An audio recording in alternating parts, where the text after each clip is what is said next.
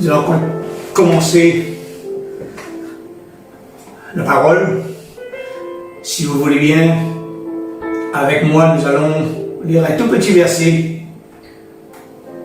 Tout petit verset pour commencer. Et ce petit verset se trouve dans deuxième livre, deuxième épître de Pierre, chapitre 1, verset 2. 2 Pierre, chapitre 1, au verset 2. Il est dit ceci, que la grâce et la paix vous soient multipliées par la connaissance de Dieu et de Jésus, notre Seigneur. Amen. Alors ce soir, nous allons beaucoup lire la parole de Dieu. C'est comme souvent je vous dis, nous allons faire un voyage avec beaucoup d'arrêts. Et nous allons voir ce que le Seigneur veut nous apporter au travers de tout ce que nous allons lire de la parole de Dieu ce soir. Et ici, c'est un tout petit verset, mais qui a toute son importance dans chacune de nos vies bien-aimées. La grâce et la paix. Deux bienfaits que nous recherchons tous les jours. Tous les jours, chaque matin. Nous voulons que les bontés de Dieu soient déversées dans nos vies. Nous voulons Seigneur que la grâce de Dieu soit déversée sur chacun de nous.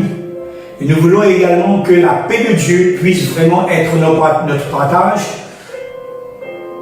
du commencement jusqu'à la fin de la journée. De notre existence, nous voulons cela, frères et sœurs. Surtout la grâce. S'il n'y a pas de grâce dans la vie d'un enfant de Dieu, il ne peut y avoir de paix. Et toute autre chose d'ailleurs. Sans la grâce, rien n'est présent dans nos vies. Tout est grâce, nous dit la parole. Et tout au long de la Bible, au travers de différents versets, je dirais même au travers d'une multitude de versets, Dieu nous montre qu'il est un Dieu de grâce, frères et sœurs. C'est sa volonté à notre égard. Il veut que nous soyons comblés de grâce et de paix. Cette grâce, cette faveur divine, nous ne l'avons pas méritée. Elle nous est donnée gratuitement. Dieu nous donne ce cadeau. C'est un cadeau comme beaucoup d'autres cadeaux qu'il nous donne lorsque nous venons à lui. La grâce, vraiment, elle est imméritée. Elle est donnée à chacun. En abondance, chaque jour. Il nous demande juste de le reconnaître comme le seul vrai Dieu de toute notre existence, frères et sœurs. Rappelez-vous, je vous ai parlé de cela ce dimanche, dans Deutéronome chapitre 6, verset 15. Il dit, car l'Éternel, ton Dieu, est un Dieu jaloux au milieu de toi. Il ne se partage pas. Si tu veux vraiment être dans sa grâce, si tu veux être dans sa bonté, si tu veux recevoir sa paix, tu dois lui donner toute sa place dans ta vie. Nous devons lui donner toute sa place dans nos vies. Nous qui lui avons invité, nous qui lui avons dit invité de venir dans nos vies, nous l'avons accepté comme Seigneur et Maître de nos vies. Il ne doit rien avoir à côté. Toute la place est pour lui et que pour lui. Et si nous demeurons dans sa parole, lui, au travers de sa grâce, il nous donnera sa paix. Et tout ce qui va avec. Jean chapitre 14, verset 27, il dit, je vous laisse la paix, je vous donne ma paix. Dieu veut nous remplir de paix. Et combien ce besoin est grand dans ce monde que nous vivons actuellement. Parce que tout est peur, tout est crainte. Dieu, lui, il vient nous dire, encore une fois ce soir, que lui, il nous laisse sa paix. Il nous donne sa paix. Personne, aucun enfant de Dieu ne peut vivre en dehors de la paix de Dieu. Personne ne peut être vraiment, véritablement, être dans l'amour, dans la grâce, dans la bonté de Dieu, sans cette paix. Et il nous doit absolument faire ce qui est nécessaire pour mériter chaque jour cette paix. Sache que son désir à lui, pour chacun de nous, c'est que nous soyons tous comblés à ce niveau. Alors, peuple de Dieu, la question que je vais vous poser maintenant, est-ce que vous êtes sûr d'être sous cette grâce divine? Est-ce que vous avez l'assurance de bénéficier chaque jour de cette grâce? Lui, nous l'avons demandé, il veut. Son désir, c'est de nous combler dans ce sens, chaque jour. Mais est-ce que nous, notre part, nous avons cette assurance dans nos cœurs? En d'autres termes, est-ce que nous avons l'assurance d'avoir été graciés? C'est important de le savoir, c'est important d'être convaincu de cela. Parce que si nous ne sommes pas convaincus, comment allons-nous faire chaque jour pour recevoir ce que Dieu veut nous donner? Nous devons être convaincus.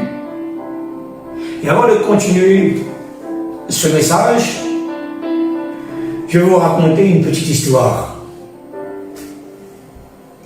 Cette histoire, justement, c'est quelqu'un qui a été gracié. De quelqu'un qui a reçu une grâce inattendue, imméritée. C'est l'histoire d'un homme des plus ordinaires dans ce monde. Comme nous l'avons tous été lorsque nous étions dans le monde, pour la plupart d'entre nous.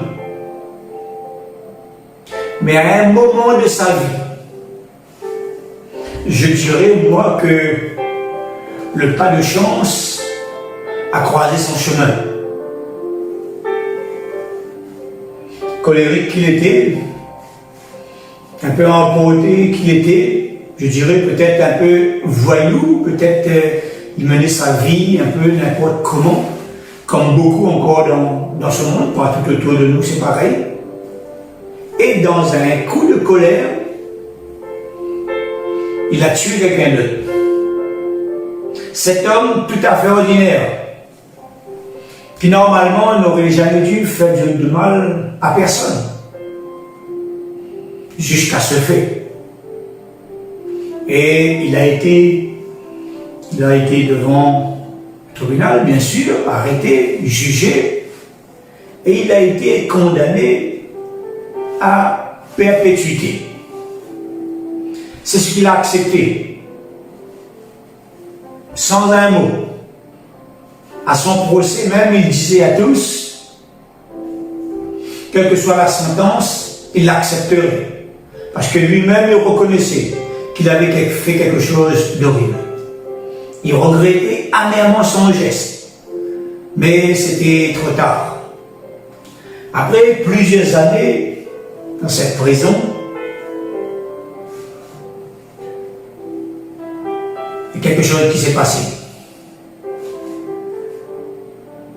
Au fond de sa cellule, un beau jour, les gardiens viennent à sa rencontre et lui demandent de le suivre. Très étonné et totalement obéissant, comme depuis le début de son incarcération, il se rend donc dans le bureau du directeur. Pour lui, dans sa tête, c'est quelqu'un qui s'est plaint de lui et il va devoir s'expliquer devant ce directeur. Mais lorsqu'il entend le pourquoi de sa présence dans ce bureau, c'est l'incompréhension totale. Il découvre avec stupeur qu'il vient d'être gracié par le chef de l'État. La libération lui avait été accordée au travers d'une amnistie, un peu comme notre 14 juillet. Chaque année, il y a des individus qui sont en train de faire des peines pas très lourdes. Il y en a qui passent à la trappe, et le 14 juillet, ils sont graciés. Et lui, il a été gracié également. Et cette nouvelle a fait la une des médias. Il a été libéré. Et il est dit de cette histoire, justement, que cet homme a été tellement reconnaissant cela tout le reste de sa vie, qu'au moment où il a été libéré, jusqu'à la fin de sa vie, il a été transformé, il a été changé. Les gens qu'il avait connus avant ne le reconnaissaient pas après la prison. Il était prêt à rendre service à tous ceux qui avaient besoin autour de lui, d'une gentillesse incroyable envers ses semblables. Et il est même devenu un modèle là où il vivait. Et jamais plus, la justice a eu affaire avec lui. Il était désormais un membre utile pour sa famille et son entourage. Une transformation complète, totale. C'est merveilleux, n'est-ce pas? Maintenant, je vais vous raconter une deuxième histoire. Oui, mon message sera basé ce soir uniquement sur ces deux messages, sur ces deux histoires plutôt. Maintenant, il s'agit d'un homme et son histoire est tirée de la Bible. C'est l'histoire de Jésus-Christ. Il est dit de lui, que dans son passage sur cette terre, il est dit qu'il était un simple homme. C'est-à-dire un homme ordinaire comme tout homme sur cette terre. Philippiens, chapitre 2, verset 7, il dit, il s'est dépouillé lui-même en prenant une forme de serviteur, en devenant semblable aux hommes, et ayant paru comme un simple homme. Il s'est humilié lui-même, se rendant obéissant jusqu'à la mort, même jusqu'à la mort de la croix. Je dirais que l'histoire, la première histoire et la deuxième histoire est un peu similaire, c'est un peu la même histoire. Mais la différence, c'est que lui, notre Sauveur, Jésus-Christ, lui n'était pas coupable. Le premier, il était coupable. Il avait commis un meurtre. Il était condamné. Il méritait sa peine. Mais Jésus, lui, il était innocent. Et qu'est-ce qui se passe? Il est condamné, il est arrêté. Il accepte, peuple de Dieu, il accepte de payer la dette de tous ceux qui étaient déjà condamnés et qui devaient être jetés dans une prison éternelle. Lui, il décide de prendre la place. On aurait été tous jetés dans le fond d'une cellule. Je dirais pas dans une cellule, mais dans la géhenne plutôt.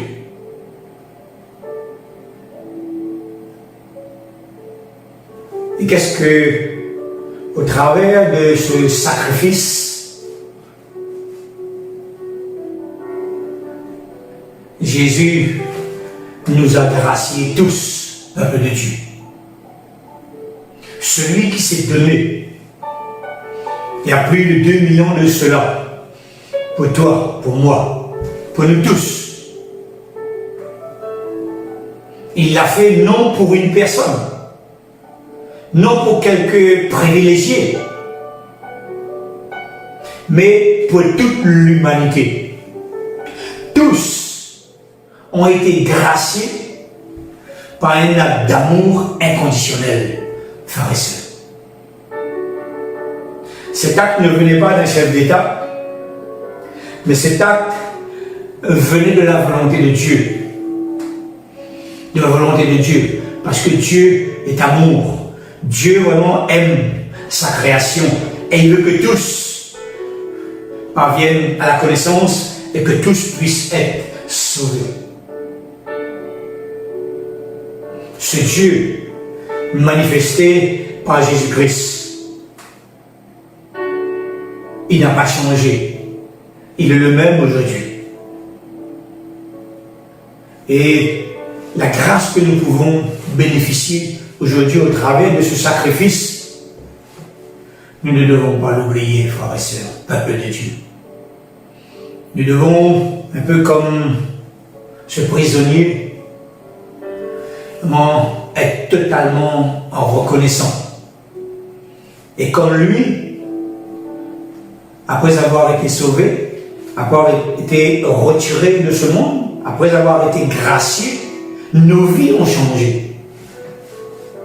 Notre existence a été totalement transformée pour la plupart d'entre nous. Mais l'histoire nous dit que lui, il n'a pas bougé jusqu'à la fin de sa vie. Est-ce que nous, c'est pareil? Depuis que nous sommes donnés au Seigneur, aujourd'hui, est-ce que nous, vraiment, nous privilégions cette grâce dans nos vies? Est-ce qu'elle est encore d'actualité dans chacune de nos vies? Nous devons justement en ce moment poser cette question. Amen. Faisons une lecture dans le livre de Ésaïe, chapitre 53, verset 1. Je pense que je vais lire tout le chapitre de 53 et nous allons le lire ensemble. Qui a cru à ce qui nous a été annoncé? Qui a reconnu le bras de l'Éternel? Il s'est élevé devant lui comme une faible plante, comme un rejeton qui sort d'une terre desséchée. Il n'avait ni beauté, ni éclat pour attirer nos regards, et son aspect n'avait rien pour nous plaire. Méprisé et abandonné des hommes, homme de douleur et habitué à la souffrance, semblable à celui dont on se détourne le visage. Nous l'avons dédaigné. Nous n'avons fait de lui aucun cas. Tout à l'heure, nous avons vu ensemble, peuple de Dieu. Jésus est venu de son monde comme un saint homme. Il n'y a aucune différence entre lui et tous les autres hommes autour de lui. Mais il n'était pas n'importe qui. Mais c'est quand il dit cependant, ce sont nos souffrances qu'il a portées. Ce sont nos douleurs qu'il s'est chargé. Et nous l'avons considéré comme puni, frappé de Dieu et humilié. Mais il était blessé pour nos péchés, brisé pour nos iniquités. Le châtiment qui nous donne la paix, le châtiment qui nous donne la paix est tombé sur lui. Et c'est par ces meurtrissures que nous sommes guéris. Vous pouvez ce soir recevoir votre guérison au travers de ces versets, parce que Jésus a fait cela pour vous tous, pour nous tous, à la croix. Si vous lisez ces quelques versets avec moi ce soir, et si vous êtes convaincus que la grâce de Dieu a été manifestée avec puissance dans votre vie, si vous êtes malade, vous êtes guéri à l'instant même, je le proclame au nom de Jésus. Au verset 6, il dit, nous étions tous errants comme des brebis. Oh que c'est vrai. Chacun suivait sa propre voie. Et l'Éternel a fait retomber sur lui l'iniquité de nous tous. il a porté nos péchés. Lui qui ne méritait pas, lui qui était innocent, il aurait pu se retirer, il avait la possibilité, le pouvoir de le faire. Non, il a accepté de payer la dette pour toi et pour moi, pour chacun de nous. Verset 7, il dit, il a été maltraité et opprimé. Il n'a point ouvert la bouche. Semblable à un agneau qu'on mène à la boucherie. Une brebis muette devant ceux qui l'attendent. Il n'a point ouvert la bouche. Il a été enlevé par l'angoisse et le châtiment. Et parmi ceux de sa génération, qui a cru qu'il était retranché de la terre des vivants et frappé pour le péché de mon peuple? On a mis son sépulcre parmi les méchants, son tombeau avec les riches, quoiqu'il n'eût point commis de violence et qu'il n'eût point de fraude dans sa bouche. Il a plu à l'Éternel de le briser par la souffrance, après avoir livré sa vie en sacrifice pour le péché. Il verra une postérité et prolongera ses jours, et l'œuvre de l'Éternel prospérera entre ses mains. À cause du travail de son âme, il rassasiera ses regards par sa connaissance. Mon serviteur justifiera beaucoup d'hommes, et il se chargera de leurs iniquités. Par sa connaissance, la connaissance de Jésus, il s'est chargé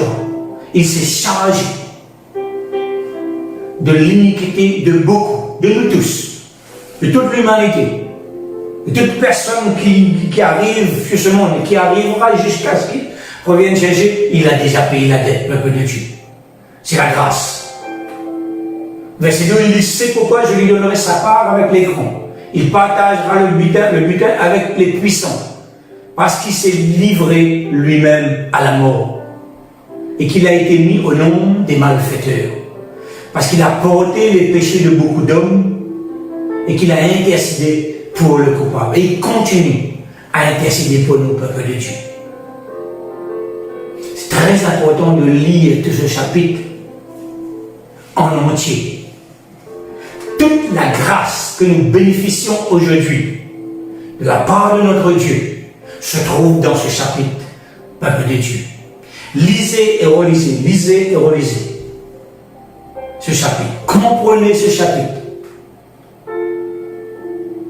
En lisant une seule fois, peut-être qu'on n'en retient pas grand-chose dans les grandes lignes. Étudiez vous-même ce chapitre. Toute la grâce de Dieu est à l'intérieur de ce chapitre pour chacun de nous. Et cela nous a été annoncé plusieurs siècles auparavant, pas du temps du Seigneur, pour vraiment montrer à tous ceux qui voudraient vraiment s'opposer à la parole que toute chose a été prévue d'avance, que la venue de notre Sauveur sur cette terre, pour qu'on puisse être gracié, cela a été préparé par Dieu dès la fondation du monde, frères et sœurs. Cette grâce, elle est pour chacun de nous aujourd'hui. Nous devons vraiment la rechercher. Nous devons vouloir la recevoir avec abondance chaque jour. Chaque jour. Le livre de Tite, chapitre 2, verset 11. Le livre de Tite, chapitre 2, verset 11, nous dit ceci. Car la grâce de Dieu est source de salut pour tous les hommes. La grâce de Dieu, source de salut pour tous les hommes, a été manifestée. Verset 13 dit, elle nous enseigne à renoncer à l'impiété et aux convoitises mondaines, et à vivre dans le siècle présent selon la sagesse, la justice, et la piété. Verset 14, en attendant la bienheureuse espérance et la manifestation de sa gloire, du grand Dieu et de notre Seigneur Jésus-Christ.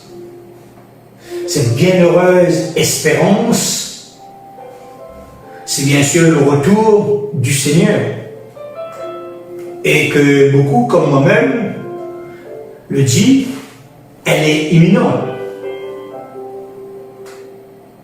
Mais jusqu'à ce que cela soit la réalité, le retour du Seigneur, nous devons profiter vraiment de ce temps de grâce. Par amour, bien-aimé, pour chacun de nous. Il ne veut pas que nous soyons en dehors de la grâce. Il est indispensable pour nous de comprendre cela. Le Seigneur ne veut pas, le Seigneur refuse de croire que celui que lui, il a racheté, puisse vivre en dehors de cette grâce. Parce que le prix a été durement payé. On ne peut pas évaluer le prix de cette dette. On ne le peut pas. On ne peut pas même comprendre. Parfois on ne peut pas. On peut juste dire à notre Seigneur merci, de lui être reconnaissant et d'avoir une vie qui est conforme à sa volonté jusqu'à son retour. Frères et sœurs, si nous ne l'oublions pas, on était tous voués à la perdition éternelle. Jésus-Christ, Fils de Dieu, nous a fait grâce. Comment il est difficile, frères et sœurs, parfois, de comprendre cela.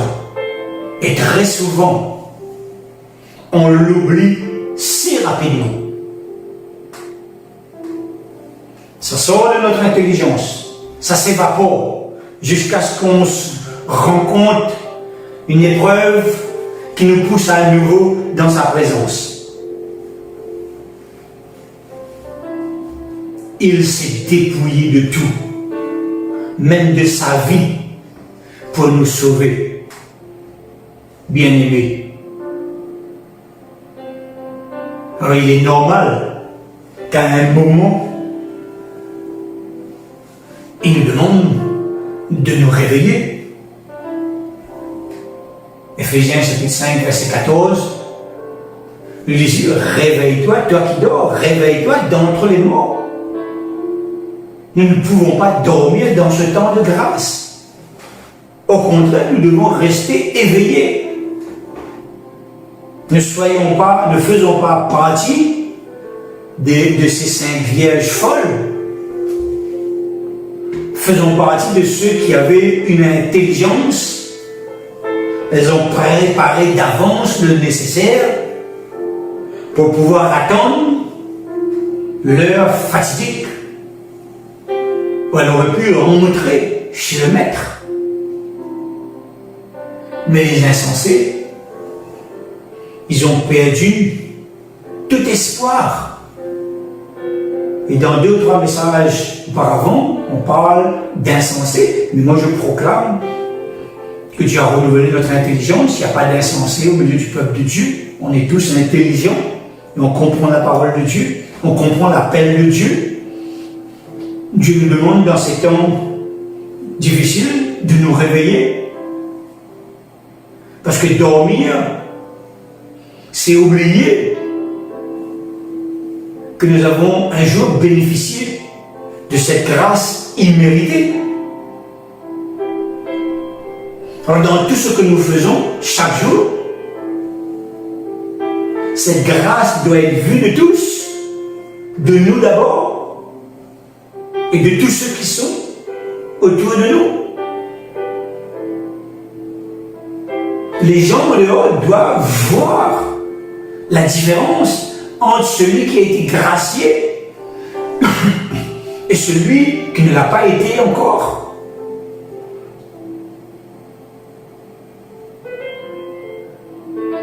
Pour qu'ils puissent donner leur vie, peuple de Dieu. Nous devons être des modèles. Et la grâce nous permet d'être ces modèles que Jésus veut que nous soyons. Ces gens en dehors vont être de plus en plus le contraire de la paix, c'est-à-dire la peur, l'angoisse. Nous qui sommes sous la grâce de Dieu, nous ne devons pas les suivre. Nous ne devons pas être comme eux. Pour ne pas être comme eux, il faut que nous puissions vivre dans la grâce de Dieu. Nous sommes dans le temps de la grâce. Alors profitons de ce temps de grâce, peuple de Dieu. Comment ils vont faire? Ceux qui ne la connaissent pas, ceux qui ne l'ont pas trouvée. Si nous-mêmes, nous marchons dans les mêmes pas que le monde, nous devons être différents. Cette grâce nous rend différents, peuple de Dieu. Nos yeux doivent être tournés uniquement vers la grâce de Dieu.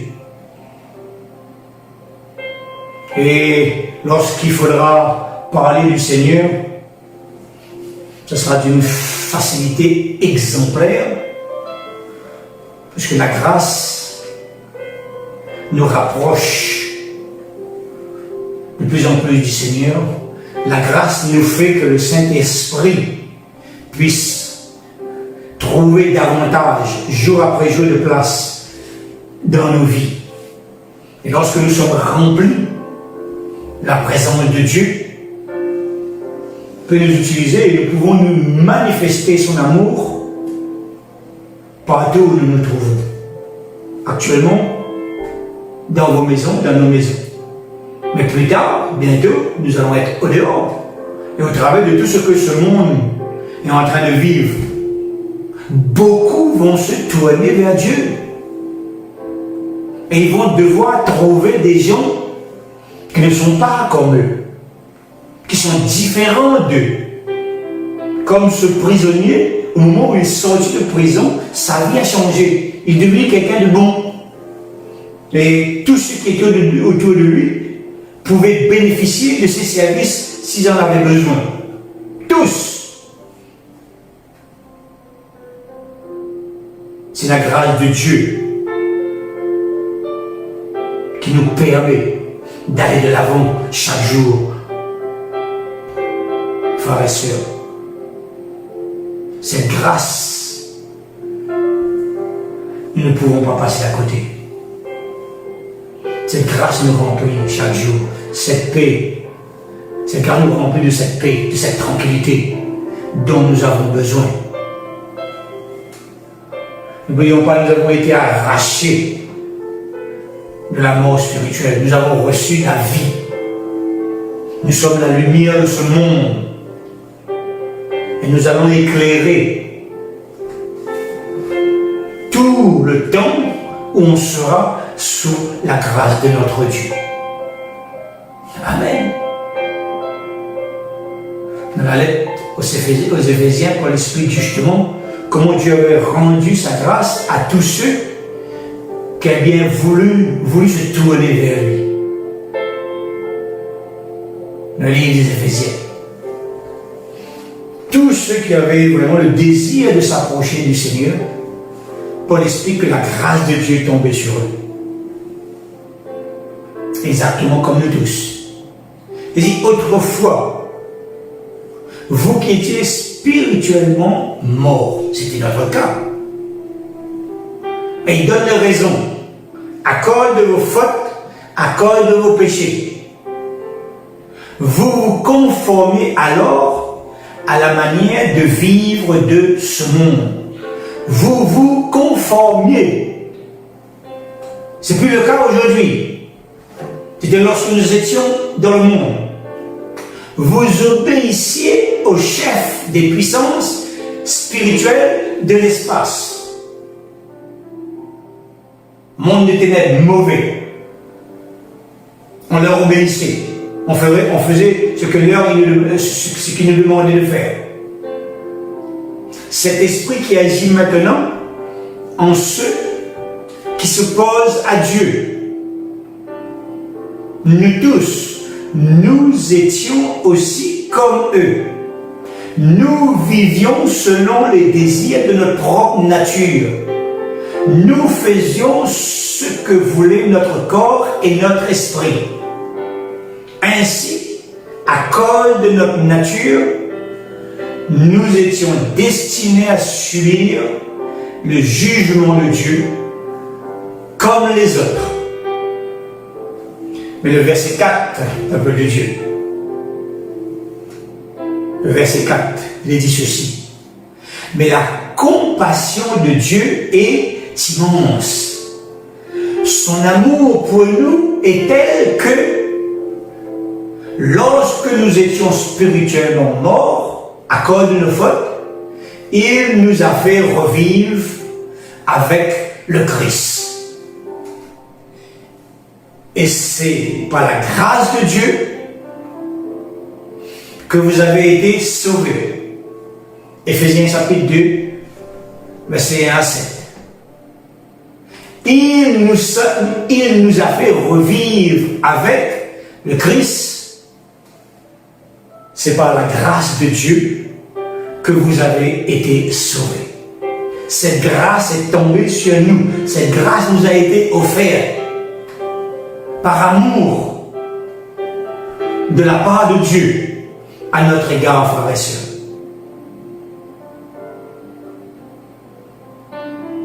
Comment comprendre dans toute sa grandeur ces quelques versets? Parfois on essaie de comprendre l'amour de Dieu, mais on ne parvient pas à le comprendre. Alors, si nous n'arrivons pas vraiment à comprendre comment Dieu a pu nous choisir au milieu de tout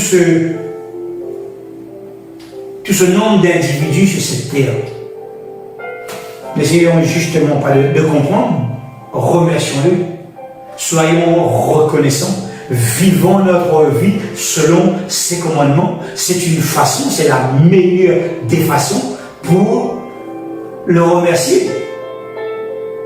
Accepter simplement que nous avons été graciés, que nous sommes sous la grâce et que nous vivons dans cette grâce actuellement, jusqu'à ce que nous serons sur cette terre. Nous allons bénéficier de cette grâce, jusqu'à ce que Jésus revienne chercher son Église. La grâce, elle sera,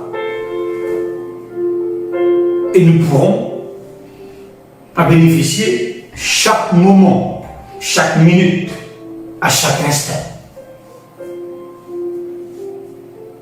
Et la grâce, peuple de Dieu, dépasse parfois notre intelligence humaine. Ça dépasse notre entendement parfois. Qu'est-ce que j'ai pu faire pour bénéficier de cette grâce que l'autre à côté, lui, il n'a pas encore reçu? Je ne peux comprendre, mais je dis merci à mon Dieu parce que je suis sous la grâce. Et cela, même si nous ne vivons pas toujours selon sa volonté. Il ne revient pas sur ce qu'il nous a donné. Il ne reprend jamais un cadeau qu'il a donné à quelqu'un. Il ne reprendra jamais le salut de personne. La grâce qu'il a déversée, c'est pour toujours. Même si, entre nous, très souvent, on s'éloigne de ses commandements, il continue quand même. Il continue malgré tout à nous aimer et tous les jours à déverser ses bontés sur nos vies, à nous arracher de tout danger. Lorsqu'on ne comprend pas ce qui se passe, lui il est là. Son amour imméritée a été déposée sur nos vies. Et lui reste fidèle à sa parole, frères et sœurs. C'est extraordinaire. C'est plus extraordinaire, il n'y a pas de mots pour expliquer cela. Soyons un moment reconnaissants, peuple de Dieu, envers celui qui a payé la dette pour nous. Comment être reconnaissant? En marchant dans ses voies, en faisant sa volonté, tout simplement. Moi, je vous encourage vraiment à voir et à travailler sur la grâce. D'ailleurs, mon message n'est pas terminé. Je vais vous donner la suite ce dimanche. Et pour l'instant, nous allons nous arrêter là pour que vous puissiez vraiment assimiler tout ce qui est donné. Pour aller beaucoup plus loin, parfois mon message déborde et je prends parfois plus d'1 heure à vous parler. Mais ce soir, je veux vraiment vous donner le juste nécessaire.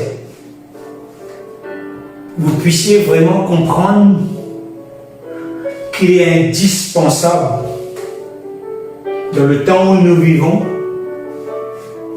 de se mettre entièrement, totalement sous la grâce de Dieu, de bénéficier dans son ensemble ce que lui veut nous donner chaque jour. Et comme je l'ai dit tout à l'heure, la Bible déborde de versets pour nous montrer que l'amour de Dieu est incommensurable. Elle est au-dessus de toute compréhension humaine.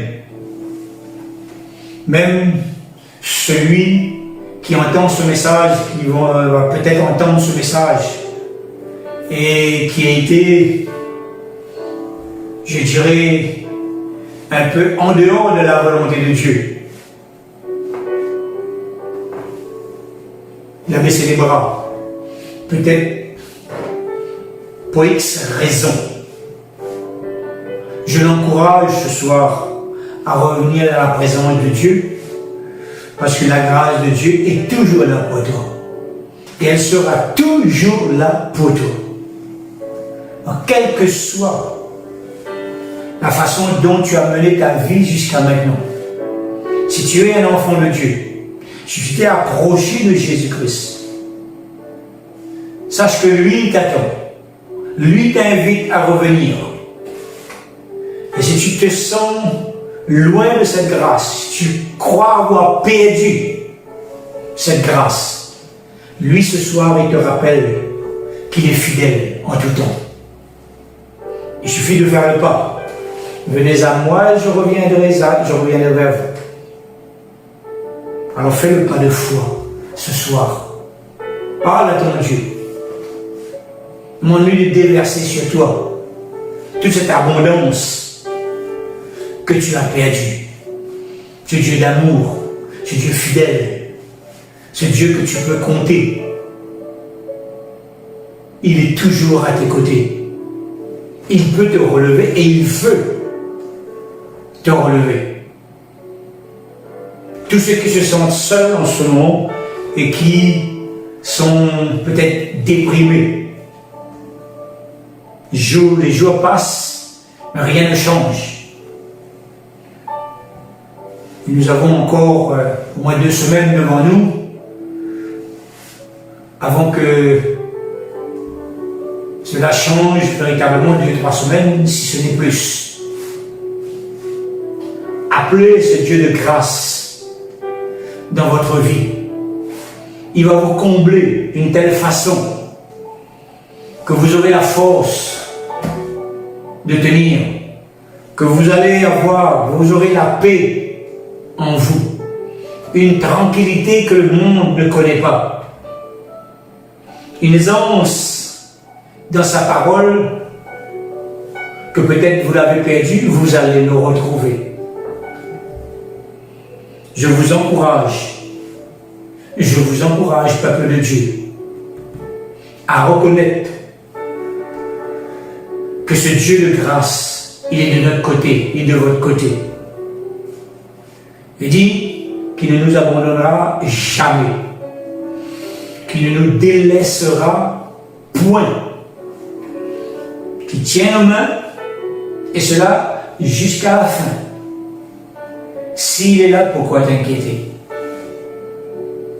S'il est là, pourquoi s'alarmer? Ne t'inquiète de rien. Not.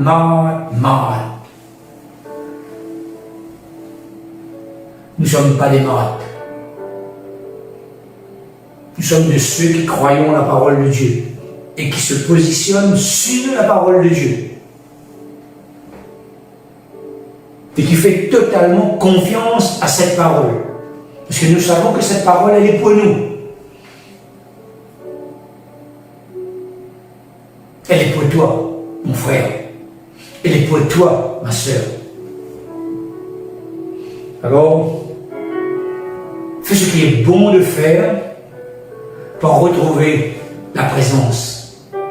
Prie, lis ta parole, passe du temps avec ton Seigneur. Vous savez, j'ai beaucoup de travail à faire à la maison. Et le travail n'avance pas parce que je suis plus souvent dans mon bureau que dans mes activités. Et en ce moment, nous devons vraiment aimer sa présence, peuple de Dieu. Aime la présence de Dieu. Il va te fortifier. Il est amour. Il t'aime. Et il ne t'oublie surtout pas. Ne crois pas que Dieu t'oublie. Amen.